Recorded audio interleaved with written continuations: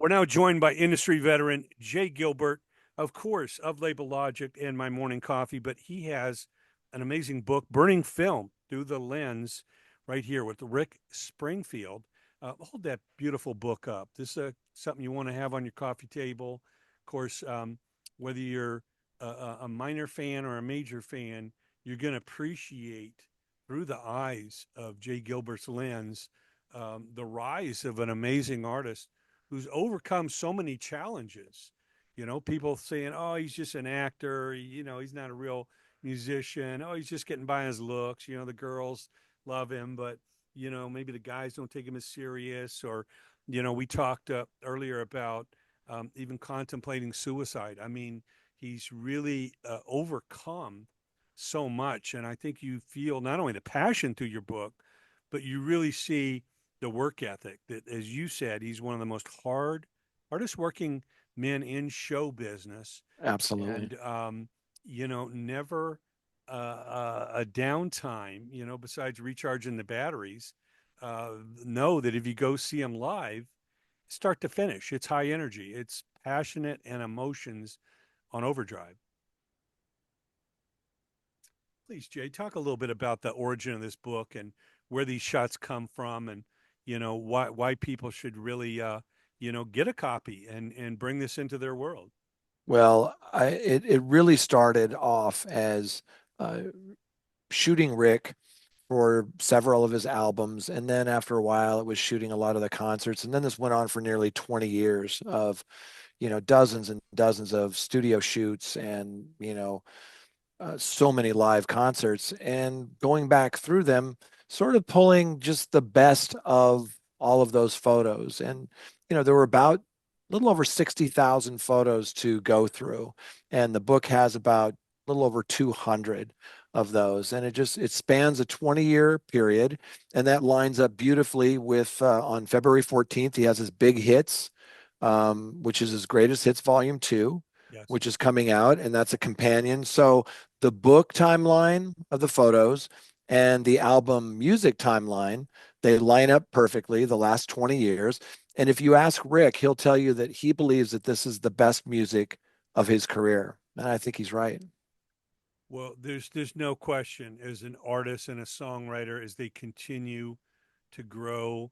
I love when you talk to them and you ask them what is their best song or what's their favorite song, and they say the next one. The next one is better than anything I've ever done before. And it's that attitude it really takes, because there's a lot of artists from these classic eras that don't do new music. They go out and just play the hits, and the thought of coming out with a new song or a new album is completely alien to them. And they're fearful Yeah. that if they announce, "Hey, here's a new song," everybody's heading to the bathroom, the concessions, and taking a break. And I believe, and you see it with bands like Cheap Trick and Def Leppard, they refuse to rely on the past. As great as their hits are, they they feel that a viable artist, songwriter, must continue to create to really be valid.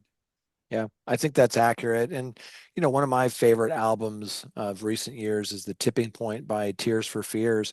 And when you go see them live, they were doing like 8 or 9 songs in their show from that album. And they've recently released a live album, and I believe it has 4 new studio tracks with it. But that show, that Tipping Point show, is steeped deeply in that music, and yet it doesn't suffer at all. It's an absolute great show. So you can sort of rely on those hits. And look, it's great to have some big hits that your fans will continually come to see you play, and they want to relive those memories. But I think that gets a little boring for some of the artists.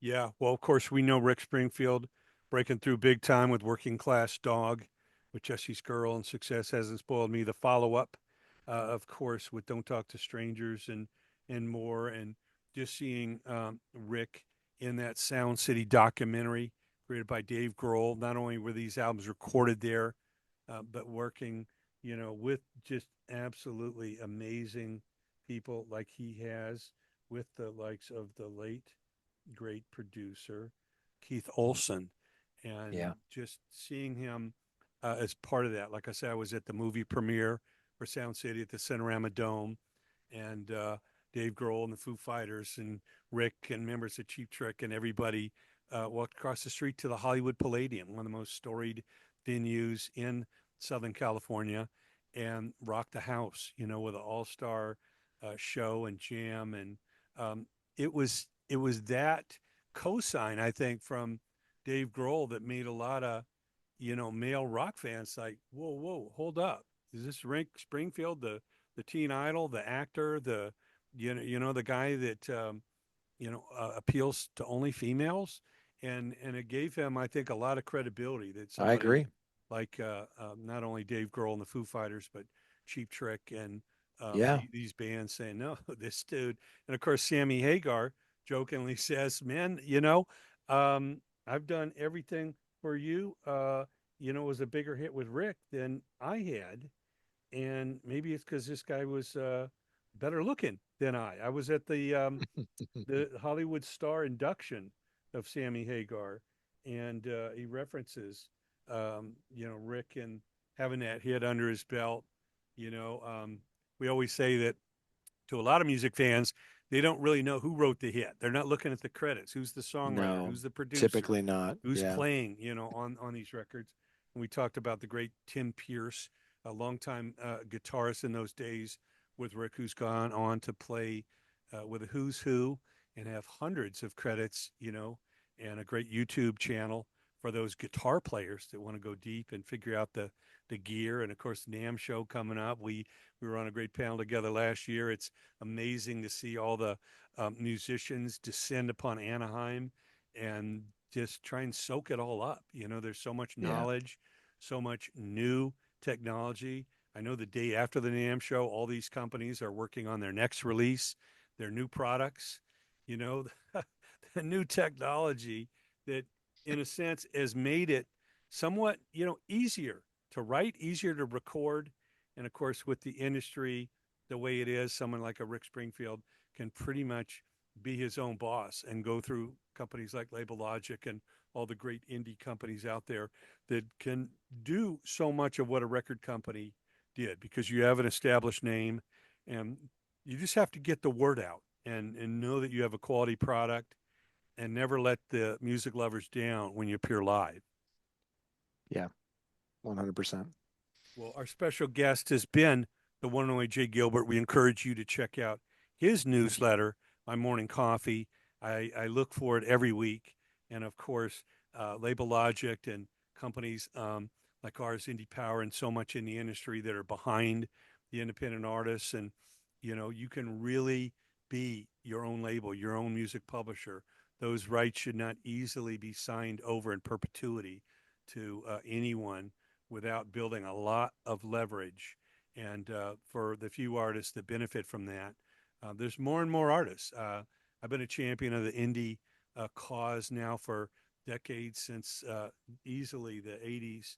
And we all know some of our favorite records were put out by independent labels, independent distributors. And it's a very exciting time. Thank you so much, Jay. We encourage everyone to order that book. Thank you, You brother. can bundle it with that new Greatest Hits, Volume 2 of Rick Springfield.